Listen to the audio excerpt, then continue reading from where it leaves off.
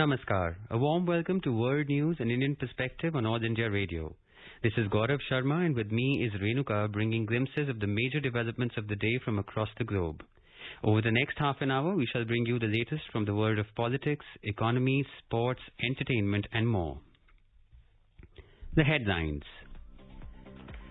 India's External Affairs Minister S. Jaishankar holds talks with Russian counterpart Sergei Lavrov in New Delhi. Long-standing partnership in nuclear, space and defense sectors figure prominently.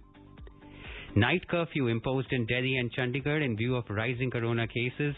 Special campaign with focus on 100% mask usage, personal hygiene and social distancing launched across India to promote COVID-appropriate behavior. Talks with Iran to revive the 2015 JCPOA nuclear deal being held in Vienna.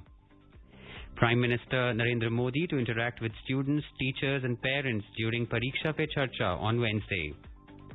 International Monetary Fund IMF upgrades India's growth projection to 12.5% for financial year 2020-21-22.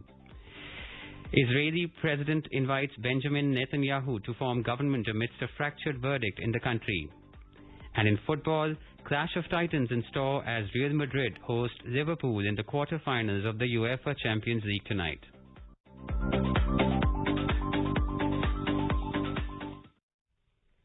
As the number of COVID cases are on the rise again, we appeal to our listeners not to lower the guard, follow all the precautions, and all those above 45 years to get vaccinated without any hesitation. Stay safe and protected by following these 3 simple steps. Wear a face mask, maintain 2 gaz ki duri for social distancing, and focus on hand and face hygiene. And now the news in detail. External Affairs Minister Dr. S. Jaishankar and his Russian counterpart Sergei Lavrov held delegation-level talks in Delhi on Tuesday. In a joint press briefing after the talks, Dr. Jaishankar said the preparations for the Russian President Vladimir Putin visit for the annual summit later this year figured prominently. Both leaders affirmed that the bilateral cooperation remains energetic and forward-looking. A report. Both ministers assessed positively the economic cooperation, noting new opportunities in the Russian Far East. On the aspect of connectivity, External Affairs Minister of India Dr. S. Jaishankar noted the progress on the International North-South Transport Corridor and the Chennai-Vladivostok Maritime Corridor. We talked about long-standing partnership in nuclear, space and defense sectors. We assessed positively our economic cooperation, noting the new opportunities in Russian Far East. We spoke of connectivity, including the International North-South Transport Corridor and the Chennai-Vladivostok Eastern Maritime Corridor. Our rapidly expanding energy cooperation that now includes long-term commitments was also on the agenda. On my part, I briefed Minister Lavrov on recent developments in India that open up new opportunities for Russian businesses in various sectors. The Atmanirbhar Bharat economic vision can facilitate a more contemporary economic relationship in the post-COVID era. Dr. Jaishankar also appreciated Russia's support for India's Gaganyaan program and their joint effort in fighting the COVID pandemic. Russian support for our Gaganyaan program has progressed, which we deeply appreciate. Our defense sector requirements in the past year were expeditiously addressed, and in meeting the COVID challenge, our pharmaceutical collaboration has become more serious, and as many of you are aware, we have a Russian vaccine under discussion for production in India. The two sides also spoke about the ongoing Afghanistan peace process. Dr. Jaishankar mentioned India's position at the recently concluded talks held in Dushanbe. Heart of Asia Istanbul Process Conference took place last week. I was in Dushanbe for that. There have been other discussions of a bilateral or plurilateral nature as well. Many more can be expected in the coming days. For India, what happens in Afghanistan impacts its security directly. I shared our approach that a durable peace there would require harmonizing interests of all, both within and around that country. The peace process must be based on foundational principles to which we all subscribe, and a political solution should mean an independent, sovereign, united and democratic Afghanistan. On the peace process in Afghanistan, Mr. Lavrov said that the Taliban is part of the Afghan society and the decision on settlement should involve all stakeholders for a sustainable agreement. On the cooperation in the Indo-Pacific, Dr. Jaishankar said that Russia is very important in India's Act East and beyond policy. I shared our viewpoint on the Indo-Pacific. As our Prime Minister pointed out at the Shangri-La Dialogue some years ago, contemporary challenges require countries to work together in new and different ways. Such cooperation also reflects the multipolar and rebalanced character of global politics. India is strongly committed to ASEAN centrality, and this is underlined by the Indo-Pacific Oceans Initiative that it has been advocating at the East Asia Summit. As we implement our Act East and beyond policy, Russia is a very important partner, whether it is their Far East or whether it is the Chennai-Vladivostok corridor.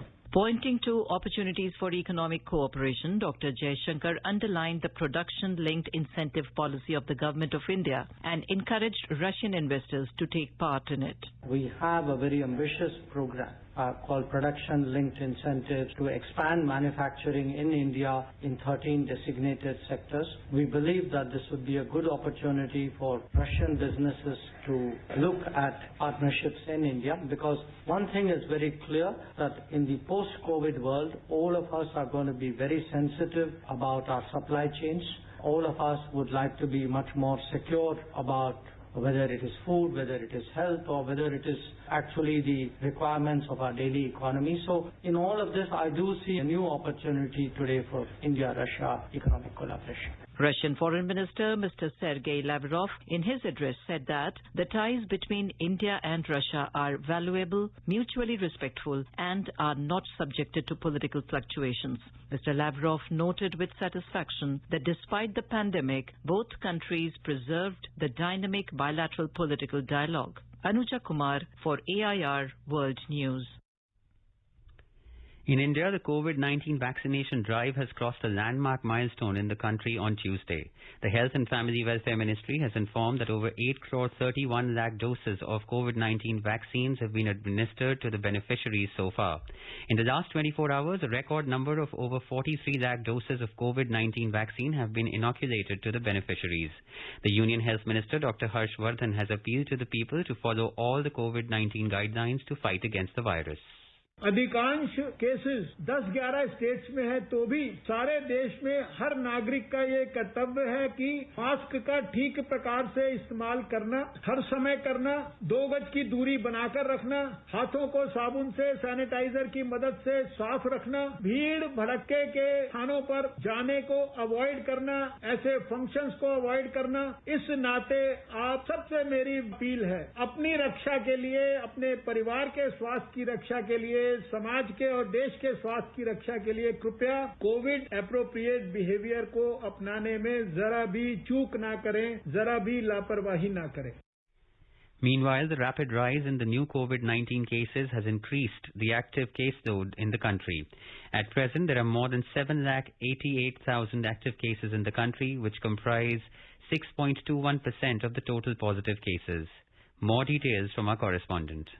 The Health Ministry informed that a total of 96,982 new cases have been reported in the country in the last 24 hours, whereas 446 deaths were also reported in the same time. The Health Ministry is closely monitoring the situation in the country, and Union Health Minister Harsh Vardhan is meeting with health ministers of 11 states and union territories today. The health ministers of states which have been witnessing a surge in coronavirus cases will be present in the meet for reviewing the situation. These 11 states are Maharashtra, Chhattisgarh, Delhi, Gujarat, Haryana, Himachal Pradesh, Jharkhand, Karnataka, Madhya Pradesh, Punjab and Rajasthan. Prime Minister Narendra Modi is also scheduled to discuss the COVID situation and the vaccination program in the country in his review meet with chief ministers of all states and UTs to be held on this Thursday. Anand Chaturvedi, AIR News, Delhi.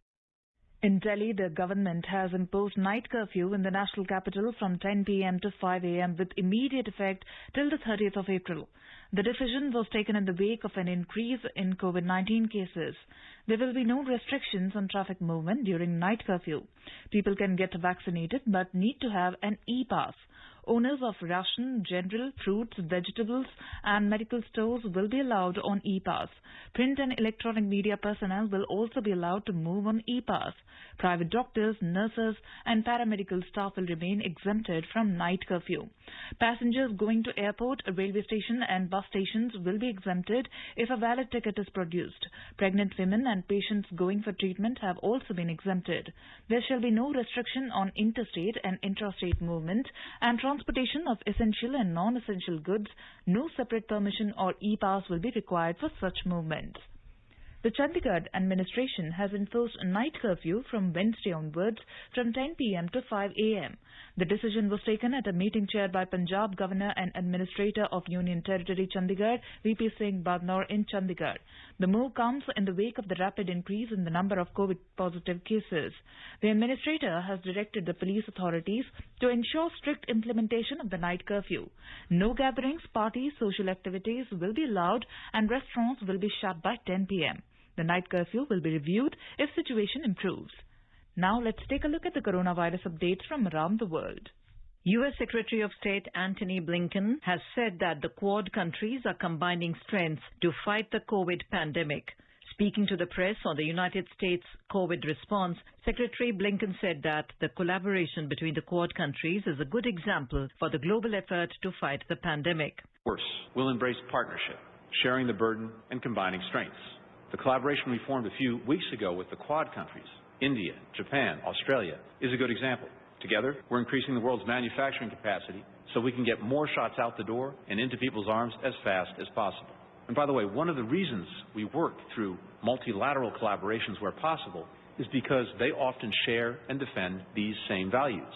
For example, the COVAX initiative is designed explicitly to ensure that low and middle income countries can also get vaccines, because it's only through broad and equitable vaccination that will end the pandemic. Meanwhile, the United Kingdom has published a roadmap for easing the coronavirus restrictions in England. Prime Minister Boris Johnson on Monday unveiled the roadmap, which covers the safe return of major events, social distancing, the potential role of COVID status certification, and the resumption of international travel. Mr. Johnson has also stressed the safety of the Oxford AstraZeneca vaccine amid reports that health regulators are considering limiting its use in younger people. France will begin producing COVID-19 vaccines on Wednesday in a bid to boost the vaccine rollout.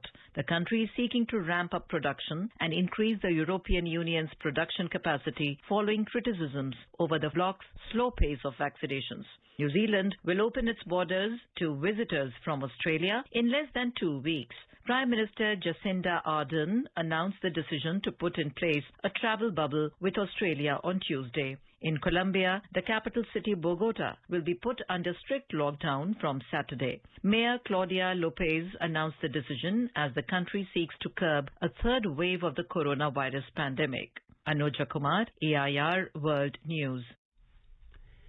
The COVID-19 situation in Bangladesh continued its upward trend as the highest number of COVID-19 deaths and new infections were reported in the last 24 hours on Tuesday.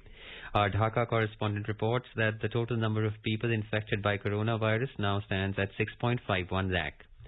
Bangladesh is in its second day of the week-long nationwide lockdown, and the government announced a partial rollback of the suspension of public transport in the country. The government has announced that public transport services will resume operation in Dhaka and other city corporation areas from 7 in the morning to 6 in the evening. They are allowed to carry only 50% of their capacity in view of the corona pandemic. However, intercity services and other forms of public transport will continue to remain suspended in the country. This is All India Radio giving you the world news. 3 steps to stay protected and stay safe from COVID-19. Wear face mask, 2 gaz ki duri to maintain social distancing, maintain hand and face hygiene. The United States and Iran are to hold indirect talks on Tuesday in Vienna. The talks are aimed at reviving the 2015 Joint Comprehensive Plan of Action JCPOA agreement that restricted Iran's nuclear program in exchange for sanctions relief. This is the first round of talks since U.S. President Joe Biden took office, with a U.S. delegation taking part indirectly. Former U.S. President Donald Trump unilaterally withdrew from the deal and imposed sanctions on Iran. Diplomats from Russia, China, France, Britain and Germany are joining their Iranian counterparts for consultations. These are aimed to pave the way for Washington's return to the Joint Comprehensive Plan of Action, JCPOA. Government spokesman Ali Rabai, according to reports on Tuesday, welcomed recent promising comments from the U.S. suggesting it may lift sanctions on Iran. Tehran has in recent times carried out progressive violations of the JCPOA and increased its enriched uranium reserves. Biden has shown interest in returning to the deal, but both sides are stuck in a deadlock. Israel's President Reuven Rivlin has nominated Prime Minister Benjamin Netanyahu on Tuesday to try to form a government. Rivlin's announcement came 2 weeks after Israel's fourth election in 2 years. In a statement, Rivlin expressed skepticism on any candidate being able to form a government that will have the confidence of the Knesset, the unicameral parliament of Israel. Netanyahu holds the most support with 52 seats in Israel's Knesset, but that is still short of a 61-seat majority. The opposition leader, Yair Lapid, earned 45 seats. There were 16 abstentions, and right-wing nationalist Naftali Bennett secured 7 votes from his own Yamina party. The nomination gives Netanyahu a new chance to try salvage his career. He is the country's longest-serving prime minister with a record of 12 consecutive years in office. The United States has said that it is closely monitoring Russian activities in the Arctic. Pentagon Press Secretary John Kirby, in a media briefing on Monday, said that Russian military activities and infrastructure build-ups in the Arctic are not going unnoticed. A report. The U.S. Department of Defense in a statement said that as the ice melts in the Arctic, Russia is seeking to bolster its security through the refurbishing of Soviet-era airfields. It also accused Russia on the expansion of its network of air and coastal defense missile systems and the strengthening of its anti-access and area denial capabilities. Various reports show Russia expanding its military presence in the Arctic. They suggest that President Vladimir Putin has made Russia's Arctic region a strategic priority and underscored the importance of developing the Arctic route. Mr. Kirby said the U.S. recognizes the region as a key terrain that's vital to their defense and as a potential strategic corridor between the Indo-Pacific, Europe and the U.S. The Department of Defense added that they must be prepared to protect the U.S. national security interests by taking appropriate actions in the Arctic as part of maintaining favorable balances of power in the Indo-Pacific and Europe. Anuja Kumar, AIR World News. More than 1,800 inmates escaped from a Nigeria prison on Tuesday after an attack by gunmen carrying rocket-propelled grenades, machine guns, explosives and rifles. The attackers used explosives to blast the administrative block of the prison in the southeastern town of Owerri and enter the prison yard. Owerri is about 400 kilometers southeast of Nigeria's largest city, Lagos. Several police stations have been attacked in southeastern Nigeria since January, with large amounts of ammunition stolen since January. No groups have claimed responsibility for the attacks. This is All India Radio giving you the world news. The Environment Minister of India, Prakash Javadekar, and the U.S. Special Presidential Envoy for Climate, John Kerry, discussed a range of issues including climate finance, joint research and collaboration. In a tweet, Mr. Javadekar said it was an engaging and fruitful discussion. Finance Minister Nirmala Sitharaman also met the Special Presidential Envoy for Climate, John Kerry, in New Delhi and discussed various issues related to climate change. Ms. Sitharaman and Mr. Kerry acknowledged the strong and shared interests between India and the US to combat climate change concerns. The need for enhanced climate finance technology transfer and capacity building was also acknowledged by both the sides. The Finance Minister stressed on the need for assessment of the $100 billion commitment per year from developed countries to developing countries. She also underscored the need to enhance financial flows to developing countries beyond $100 billion to strengthen climate action. Ms. Sitharaman informed that India is among the few countries on track towards the Paris Agreement goals and has taken decisive actions in fighting climate change. She emphasized that the focus on climate change should be both on mitigation and on strengthening adaptation measures. In another development, India's Finance Minister Nirmala Sitharaman on Tuesday emphasized the importance of BRICS countries in responding to the COVID-19 crisis through policy support and enhancing international coordination. She highlighted that the world's largest COVID vaccine drive by India is underway and the country has also supplied 64.5 million vaccine doses to 84 countries. She said this while jointly chairing the meeting of BRICS finance ministers and central bank governors virtually along with the RBI Governor Shaktikant Das. Speaking on the importance of social infrastructure and the use of digital technologies, she underscored the merit in engaging with the private sector and exploring the innovative financing models.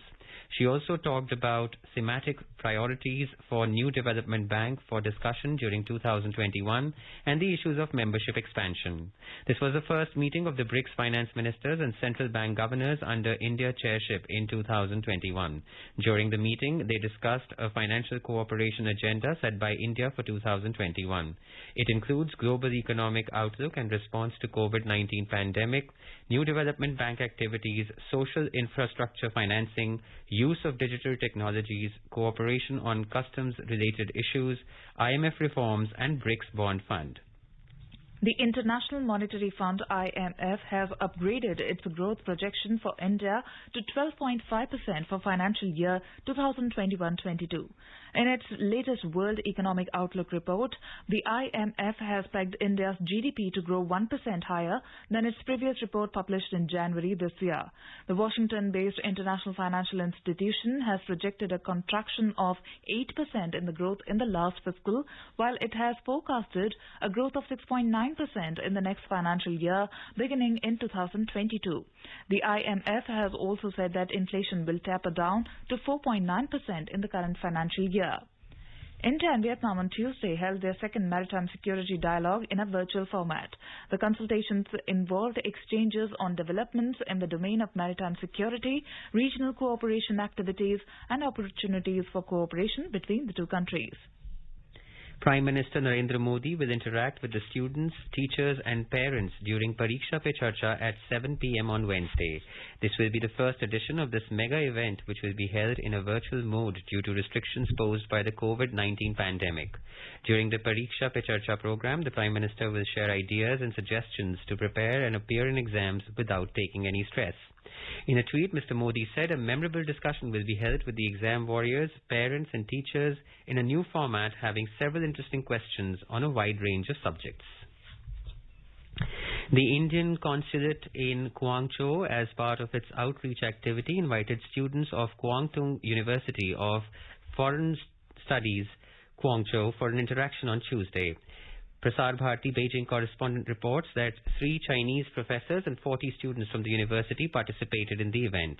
They were introduced to various facets of Indian culture, including yoga, Ayurveda and Indian classical dance by Chinese speakers. These students are studying Hindi as their major language. They usually go to India for 1 academic year to study Hindi. Kwang Tung University of Foreign Studies, Guangzhou, offers Hindi language as a major for graduation.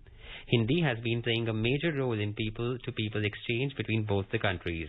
At present, around more than 500 Chinese students are studying Hindi in around 17 Chinese universities as compared to just 11 students in the 1980s. Key indices on the domestic stock markets wiped out nearly all its early gains to end the session only marginally higher. While the rupee weakened slightly against the dollar in the international market, global crude oil futures traded with modest gains. At the stock markets, after a robust opening, the Sensex at the Bombay Stock Exchange wiped out nearly all its gains to end 42 points higher at 49,201. The Nifty rose 46 points to 14,684. In the broader market, the BSE Mid-Cap Index advanced 1% and the Small Cap Index climbed 0.8%. Key indices at the other Asian markets ended mixed. So Japan's Nikkei 225 index declined 1.3%, Singapore's Straits Times index shed 0.1%, and China's Shanghai Composite Index ended with marginal losses. But Hong Kong's Hang Seng Index climbed 2% and South Korea's Kospi Index gained 0.2%. In Europe, London's FTSE 100 had climbed 1.3%, France's CAC 40 had gained 0.5%, and Germany's DAX had advanced 1.1% to trade at an all-time high in intraday trade. Global crude oil prices rose on strong economic data from China and the United States. So Brent crude oil futures rose 90 cents to trade at $63.05 a barrel. U.S. crude oil futures advanced 98 cents to $59.63 a barrel. Both contracts had dropped around $3 yesterday. Back home, gold rose 83 rupees to 45,049 rupees per 10 grams at Delhi's bullion market, following a rally in international precious metal prices. Silver gained 62 rupees to 64,650 rupees per kilo. In the international market, gold was trading higher at $1,733 per ounce. Silver was flat at $24.97 per ounce. And at the forex market, the rupee weakened 14 paise to 73 rupees and 43 paise against the US dollar. Rajesh Lake for World News, All India Radio. The 6th of April is celebrated as the International Day of Sport for Development and Peace. The UN General Assembly proclaimed the day to be observed in August 2013.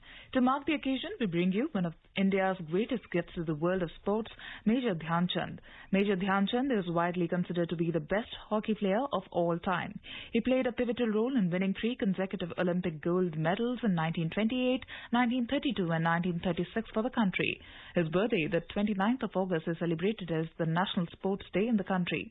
Let us listen to an excerpt from an interview with a close confidant of Major Dhyan Chand from the Prasar Bharati archives.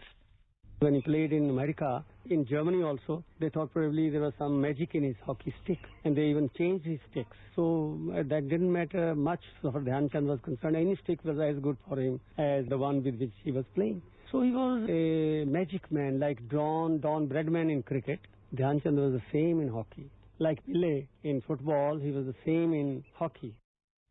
Moving on to sports, North Korea will not participate in the Tokyo Olympics this year to protect its athletes amid the coronavirus pandemic.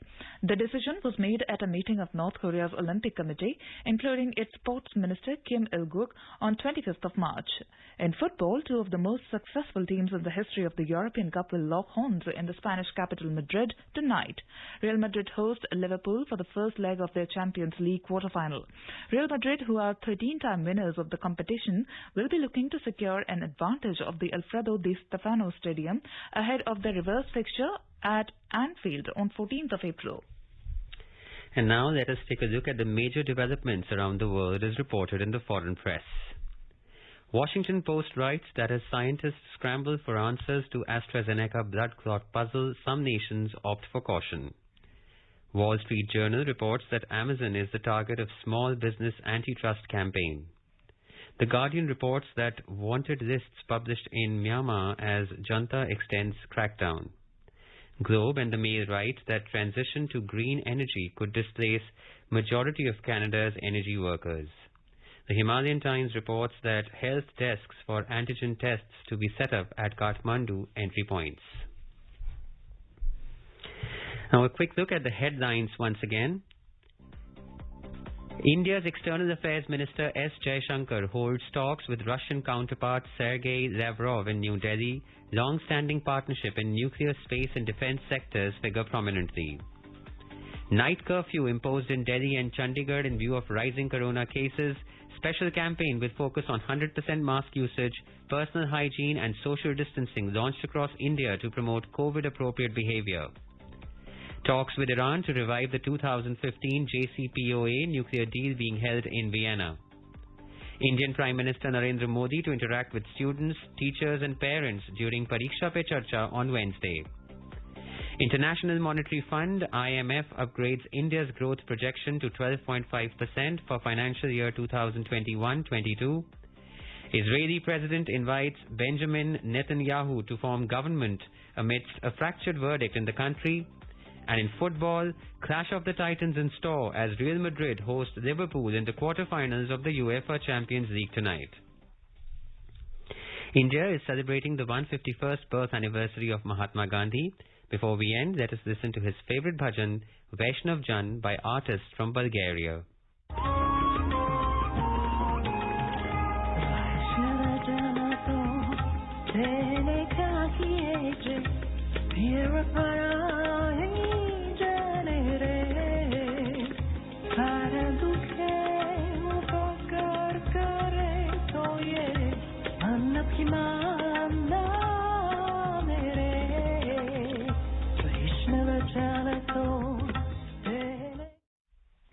And with that, we end this bulletin.